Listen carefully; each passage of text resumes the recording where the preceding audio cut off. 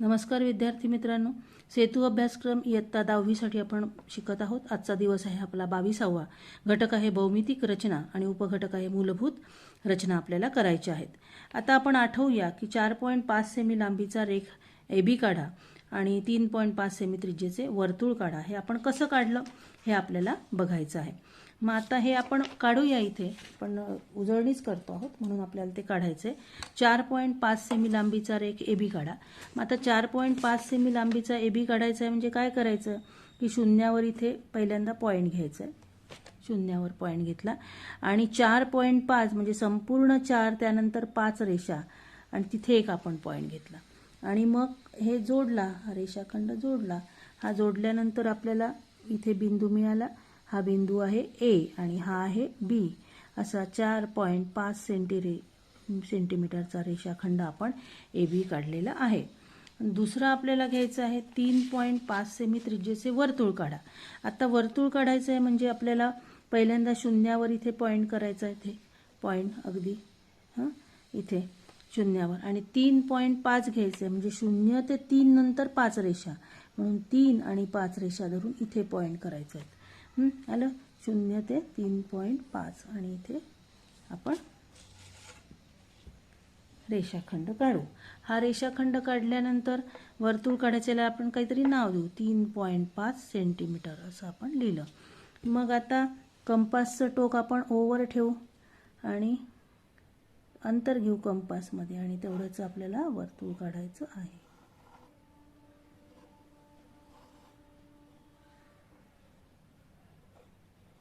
वर्तुळ बरोबर असं आलं पाहिजे, असं आपल्याला वर्तुळ काढता येणार आहे। तर बरोबर आपण फेस टू फेस आपलं वर्तुळ आलेलं आहे इथे आणि 3.5 सेमीचं आपण त्रिज्या असलेलं वर्तुळ काढलं। यानंतर आवश्यक मूलभूत रचना आपल्याला काही करायची आहे। मग दिलेल्या रेषाखंडाचा लंब दुभाजक आपल्याला काढणे, तो कसा काढायचा ते बघू। 4.3 सेमी लांबीचा रेख AB काढला, हा AB काढला आणि तो आपल्याला दुभागायचा आहे। मग आपण काय केलं, तो रेषाखंड काढला, A वर कंपासचं टोक ठेवलं आणि ABच्या निम्म्यापेक्षा जास्त अंतर घेतलं। A वर कंपासचं टोक ठेवलं, ABच्या निम्म्यापेक्षा जास्त अंतर घेतलं, एक कंस वरच्या प्रतलात, एक कंस खालच्या प्रतलात। मग B वर ठेवलं कंपासचं टोक, पुन्हा निम्म्यापेक्षा जास्त अंतर आणि इकडे जितकं अंतर असेल तितकंच अंतर राहू द्यायचं। इकडे A पाशी जितकं घेतलं आपण तितकंच B पाशी राहू द्यायचं आणि दोन कंस काढायचे। दोन्ही कंस ज्या ठिकाणी छेदतील त्या छेदनबिंदूमधून रेषा काढायची आणि ती असेल लंब दुभाजक रेषा। इथे लंबाची खूण येते आणि मग हा जो बिंदू आहे हा मध्यबिंदू असतो या ABचा, आलं लक्षात। दुसरं आपल्याला बघायचं आहे, दिलेल्या रेषेला रेषेवरील दिलेल्या बिंदूतून लंबरेषा काढणे। आता रेषा L आपल्याला काढायची आहे। पहा इथे आपण काढलेली आहे रेषा L, इथे दुसऱ्या पानावर आहे रेषा L। त्यावर P हा कोणताही एक बिंदू घ्या। त्यावर बिंदू कोणता घेतला, P।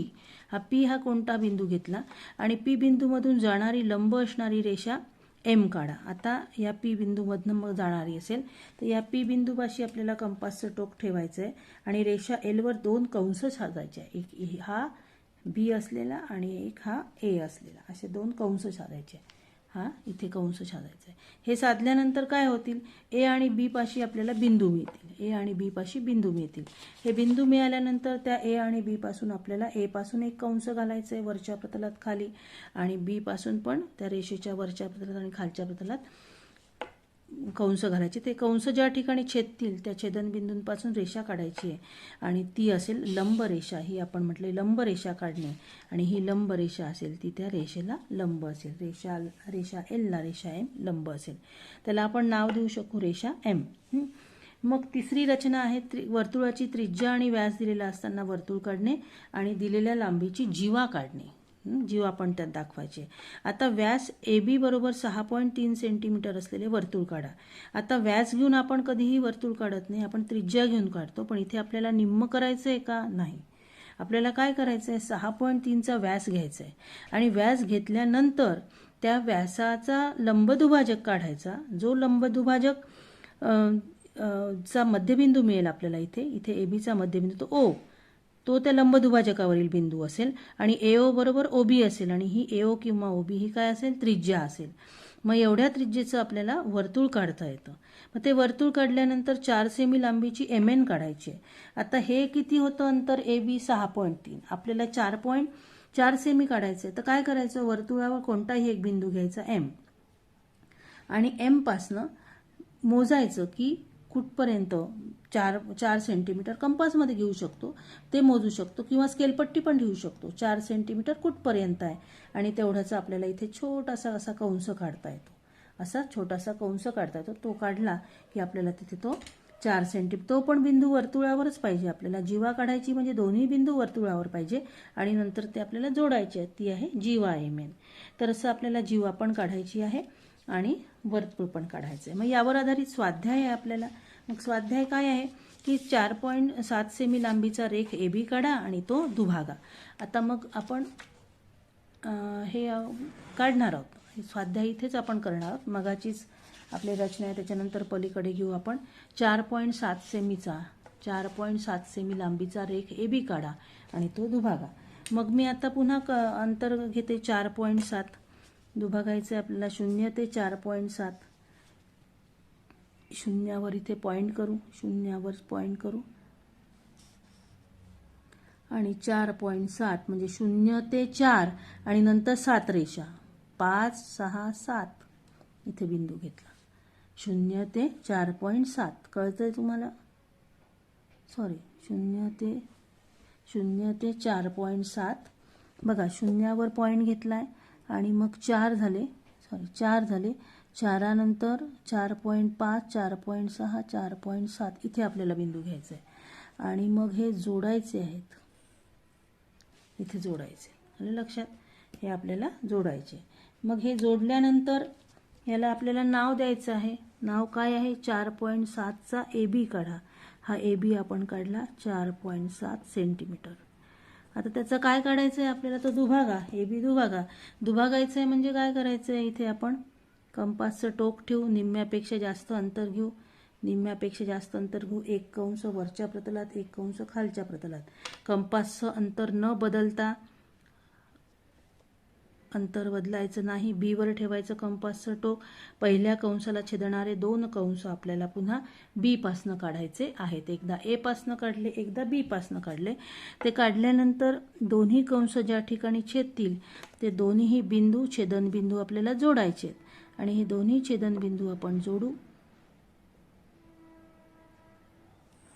हे जोडले, हे जोडल्यावर आपल्याला लंब दुभाजक रेषा मिळेल आणि हे आपण 2 समान भाग केले त्याचे, ते लंब होईल आणि हे 2 समान भाग दुभागले. याला आपण O नाव दिलं तर AO आणि OB असे 2 समान भाग त्याचे होतील रेषाखंड ABचे. स्वाध्यायातलं पहिलं उदाहरण आपण घेतलं होतं. 4.7 सेमी लांबीचा रेख AB काढला आणि तो दुभागला.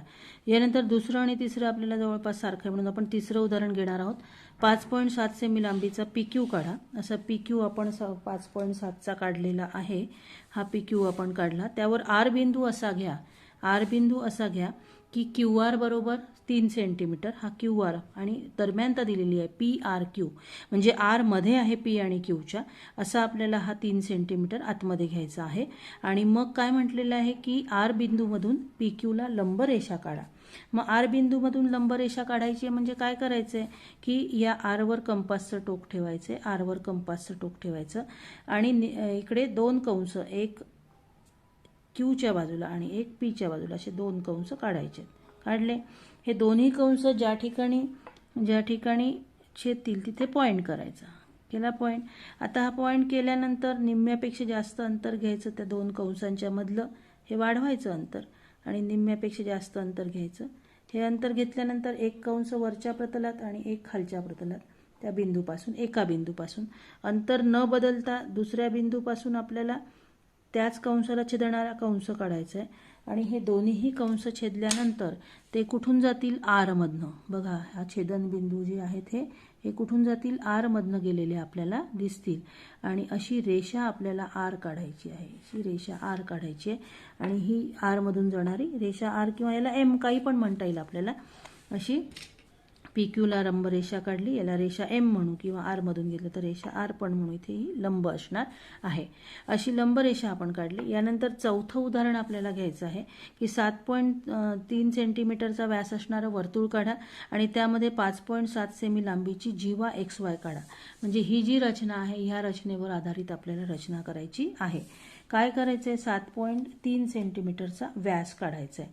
मग आता आपण इथे व्यास काढणार आहोत. किती घेऊ, 0 ते 7.3. शून्यावर इथे कर्कटकाचं टोक ठेवू, पेन्सिल ठेवू आणि 7.3 म्हणजे 7 नंतरच्या 3 रेषा असा पॉईंट घेतला आणि इथे एक पॉईंट घेतला आणि हे जोडले. 0 ते 7.3 असं व्यास असणारं वर्तुळ आपल्याला काढायचं आहे.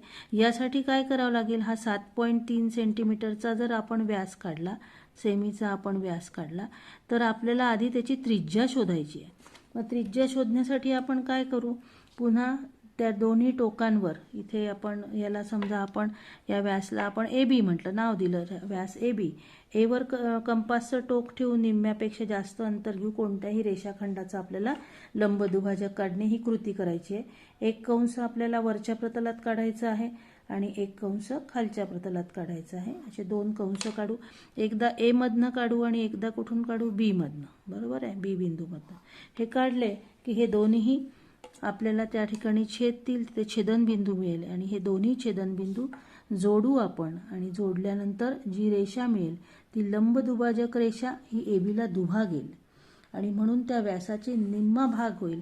तो निम्मा भाग प्रत्येकी असणार आहे, ती काय असेल, त्याची त्रिज्या. याला आपण O नाव दिलं. तर AO आणि OB ह्या त्रिज्या असतील. म्हणून O मध्ये आपण इथे बिंदू मिळाला आपल्याला, तो O हा इथे लंब आहे आणि मग इथे O मिळाला बिंदू. तर हा बिंदू O Bला जोडा किंवा Aला जोडा. आता इथे मी Bला इथे तेवढं अंतर घेतलं, OB अंतर एवढं कंपासमध्ये घेतलं. बघा, OB अंतर कंपासमध्ये घेतलं आणि ते घेतल्यानंतर तेवढ्याचं मी काय काढलं, वर्तुळ काढलं.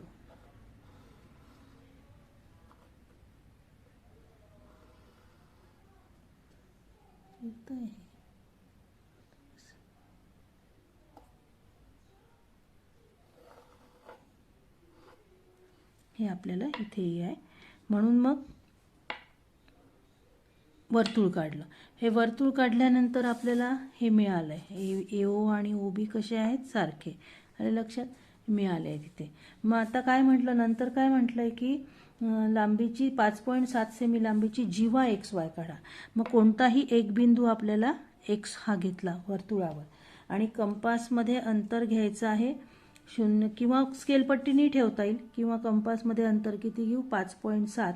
0वर कर्कटकाचं टोक ठेवू, 0वर कर्कटकाचं टोक ठेवू आणि 5.7 एवढं अंतर या कंपासमध्ये घेऊ. 5.7 हे अंतर घेऊ, 5.7, 5.6, 5.7 एवढं अंतर घेतलं. 5.7 मग Xवर ठेवलं आहे आपण कर्कटक आणि इथे छोटासा कंस घालू आणि हा कंस वर्तुळाला ज्या ठिकाणी छेदला तिथे तो बिंदू कोणाला जोडू, Xला जोडू आणि तो Xला जोडल्यानंतर दोन्हीही बिंदू वर्तुळावर पाहिजे, तेव्हा ती जीवा असेल आणि म्हणून XY आपण काढला. तो XY आपल्याला मिळेल 5.7 सेंटीमीटर. अशी आपण जीवा XY काढली आणि अशी आपली रचना आहे. तर इथे हा भाग संपलेला आहे. तुम्हाला हा व्हिडिओ आवडला असेल तर लाईक करा, सबस्क्राईब करा. पुढचा भाग आपण पुढच्या तासाला घेणार आहोत. धन्यवाद.